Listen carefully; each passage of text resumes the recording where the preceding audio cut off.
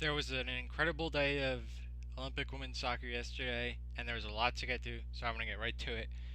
In this video, I'm going to give a general recap of the day, touch on all 6 of the matches, what to look ahead to, and then in the next video I'm going to look a little more closely at the US versus France game.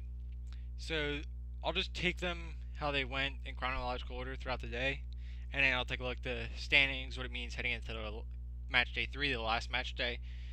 And then, like I said, next video, I want to take a look at the U.S. France game. So the first game of the day was Canada versus Zimbabwe. Canada went up winning this game 3-1, which put them at 6 points. Zimbabwe still at 0. This was turned out to be, I thought, a really interesting game to watch.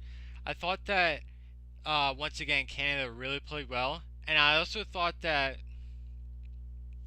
Zimbabwe definitely held their own. They proved that they belong in this tournament.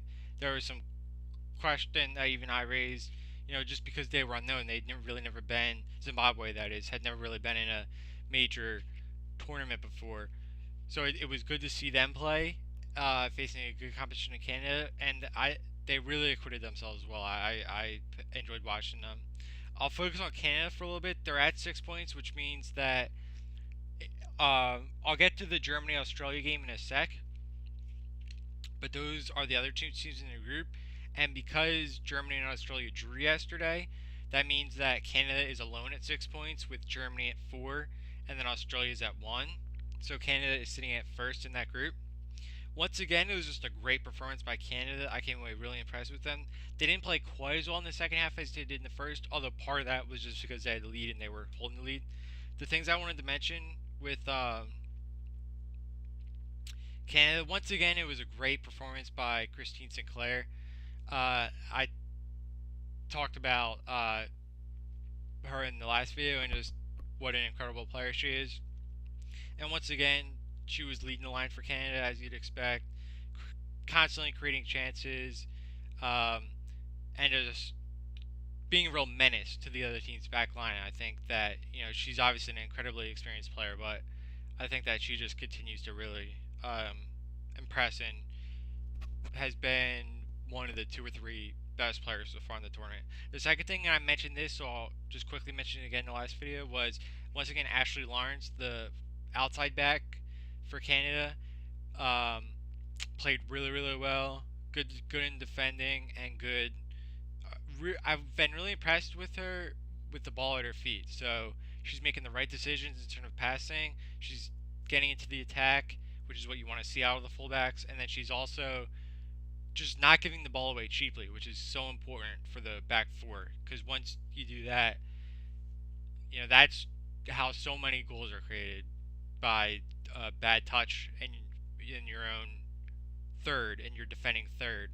Give it away cheaply, your keeper's out of position, and boom, you have a goal. One thing I really wanted to mention was Janine Becky had 2 goals in this game for Canada, and is just playing absolutely incredible. As I already mentioned, you have Sinclair, and I'm going to mention this later with Tancredi, but if Becky continues to play like this, that's a real solid front line that Canada has. They're already good in the midfield. They, they have a really good defender in Kadisha Buchanan. I mentioned Lawrence, Desiree Scott as well, who didn't start yesterday. But I was really, Becky with 2 goals yesterday. That was really a good. I don't want to say coming out party, because she has been playing well, but certainly, she really put her stamp on this tournament with that. And then I briefly mentioned Tancredi. The one thing I wanted to mention about that is I think it's good that Canada has really, by starting Tancredi in both games, they're proving that they really want to go for it. They're not sitting back. They're not playing defensively. Even against Australia, when it was kind of a 50-50 game, they started Tancredi. She had to come off because of the red card that they had. But I really like the attacking mentality that Canada is playing with. I think that it's really good to see. because I think that outs they're probably in terms of just talent, probably the third or fourth best team, certainly in this tournament, probably in the world as well. So it's good to see John Herman, their coach, going for it and playing so many attacking options. Then the last thing I'll mention about this game, and this is really could be really important, is that Kadisha Buchanan, who I just mentioned, that center back, picked up her. She she got a yellow card. She didn't get a red card, but she got a yellow card in the first game as well, so she has to sit out a game. Um, and why that's significant is because their third game is against Germany, who obviously has a solid team. So without Buchanan, their center, if they have a weakness, which I think it's harsh to call it a weakness, but it could be their central defense, even though Buchanan is so good. Just that spot next to her has been sometimes has been dicey, although so far it's been pretty good. But without Buchanan against Germany, that could be a uh, major loss. And if they wind up losing that game, then Germany gets to 7 points, Canada's at 6, so Canada would finish second in the group, and then that could just play a big part in determining who slots in once it goes to the knockout stage in the quarterfinal round. So that is something to really keep an eye out. If Germany is able to beat Canada, I'm not saying it would only be because of Buchanan being out, because Germany obviously has a really good team, but I think that would be a contributing factor, and that is definitely something to look out for because those knockout stage games in the quarterfinals, all 8 of those teams are going to be good, raring to go, and I just think that it's actually kind of interesting if you were another team who you would rather play, Canada or Germany. I really don't know the answer to that. I don't think you'd want to play either of them, frankly, but it's just something to consider, just to keep an eye on moving forward. All right, so the next game is the U.S. and France game, and I'm not going to say too much about that right now because I'm going to make a separate video just about that game, so hold off on that. Germany-Australia was a great game. Unfortunately, it overlapped with the U.S.-France game a little bit, but Germany was down in this game, and they came back, and they wound up. It was a draw, 2-2, and that is big because it put Germany on 4 points, which basically clinches them into the knockout stage. If they would have lost, they still probably would have made it, but it could have been dicey. So that was a huge point for them to pick up. It was good to see Australia bounce back and play good after their loss in the first game. Sam Kerr had a goal in this game. Um, moving on to, so I'll just quickly move on to China and South Africa. China won this game 2-0. Um, South Africa is really playing well. I really want to see them get a result soon because I think that they're deserving of one because they've really been playing well. As I mentioned, they had that friendly against the U.S. They played well in their first game in this tournament as well, and I think that they are deserving to get a nice result. They have a tough game against Brazil coming up, but um, they're playing well. For China, that was a big 3 points.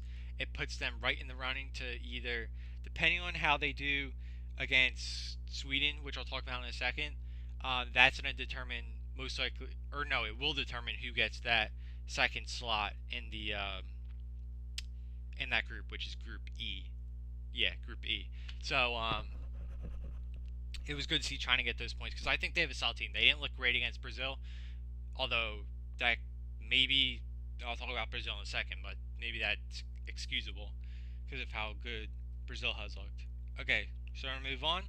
We're gonna talk about the Colombia-New Zealand game, and I talked about how important this game was, and it turned out to be a really exciting game between two teams that I really like, just in terms of how they play. Um, New Zealand wound up getting the win. Uh, their goal, it was a nice goal. Their forward took a really good touch in the box and slotted a good shot home. I thought Colombia played well. They were coming off that tough loss to France. Um, the reason this game was so significant was because in the next round, Colombia plays the U.S. and New Zealand plays France. So I'm not there. Both teams have definitely a possibility to either draw or get a win. I'm not saying it's impossible, but that will be really tough because the U.S. and France obviously have two really good teams. Um, so the winner of this game, if there was a winner, put themselves at least in position to possibly get one of those 2 out of 3 third place slots to move on to the quarterfinal stage. And uh, so well done to New Zealand for that. And for Colombia, it was a tough game. Hopefully they come out and give their A game against the U.S. Because I think that, as we saw last year, Colombia could play with the U.S. when on their day. Um, so Colombia's been a bit unlucky in this tournament, but I think that they still have a solid team. So well done to both teams. That was a fun game to watch. It was in the evening, the second to the last game, and it was a entertaining game. I really low scoring, but hard fought. Really hard fought. You could tell both teams knew the significance, and they both went for it. Then the final game of the day was the Brazil Sweden game. Just a remarkable game. 5-1 win for Brazil in front of their home crowd. I It sort of goes without saying. You just have to be so impressed with Brazil. They just came out really from the first whistle and were just awesome. Sweden, for I would say maybe 10 or so minutes, really kept up with them, and the game was just wide open, chances on both sides. And then Brazil got the first goal, and from there, it really seemed like it was one-way traffic, so to speak. I will say though that Sweden, barely a minute after Brazil's goal, scored, but it was offside, so the goal didn't count. It stayed 1-0, and then Brazil put five in a row, and then Sweden got a late one. I don't think for Brazil, they're going to be really tough to beat. I mean, they're just playing so well. They're in front of their home fans. Sometimes in these tournaments, it can be a negative to play in front of your home fans just if it gets too much pressure. But it looks like they're really embracing it. The Brazilian fans are really behind them, and in their first 2 games, they've looked really good. So I'm really excited to watch them play. They'll most likely, unless they have a shock loss to South Africa, they'll most likely have that first slot in Group E. Um, so well done to Brazil. And for Sweden, I want to say, because this is a team that I like, they're gonna play. They're on 3 points. They got the win in the first round. So, and I was talking about China earlier. So that Sweden-China game is gonna be really big. Because if you, let's just say, for argument's sake, that Brazil beat South Africa, then they would go to 9. So then that China Sweden winner would get that second slot, and it's possible that the if they the loser of that game could still advance as the third place team with 3 points. We just have to wait and see how that third place is on shake out. A draw would they would both be on 4, and that would greatly increase the chances of the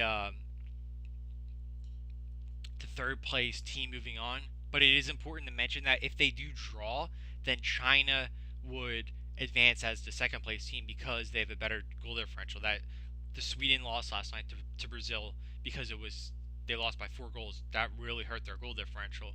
So if they draw, China moves on, and then Sweden would be on 4 points, and then would have to wait and see whether they get in as a third place team. That should be a really fun game to watch because I think, similar to that Colombia New Zealand game, I think both teams are really going to be up against it, and no question about it, they have to win. So and they're 2 good teams, technical teams, so that'll be a good one. All right, so those are the 6 games. As I said, I didn't talk too much about the U.S. France game. I'm gonna do a separate video just about that game because I think it deserves its own video. That was my plan to do. The last thing I'll say in this one is the current what is called the ranking of the third place teams. So the 2, as I've mentioned a bunch of times, the 2 top third place teams move on. Currently, New Zealand is in first at 3 points. Sweden is in second, also on 3 points, but again, Sweden is below them because of that bad goal differential. And Australia is currently third on 1 point. But all three groups are still alive in that sense. Where if Australia gets a win, they'd move up to four. So it's gonna come down to the last match day and just be another really exciting day. The next games are on Tuesday, um, and then the all four quarterfinal games are gonna be 3 days after that on the 12th, which I guess is Friday. So definitely we have so much to look forward to coming up. I want to right after this. I'm gonna do that U.S. France video, so look out for that. Um, this tournament has definitely lived up to expectations. In my preview video for the tournament, I talked about how this had the opportunity to be really exciting, and it's definitely turned out that way. Uh, so I will. So don't forget to watch the games on Tuesday. Another day of 6 games. Then we'll know who's mentioned in the quarterfinal stage. Then we have a big. Then Friday will be a huge day with 4 knockout games, which will be really exciting. All right, so look out for the U.S. France video, and then I'll do another one on Wednesday recapping the Tuesday games.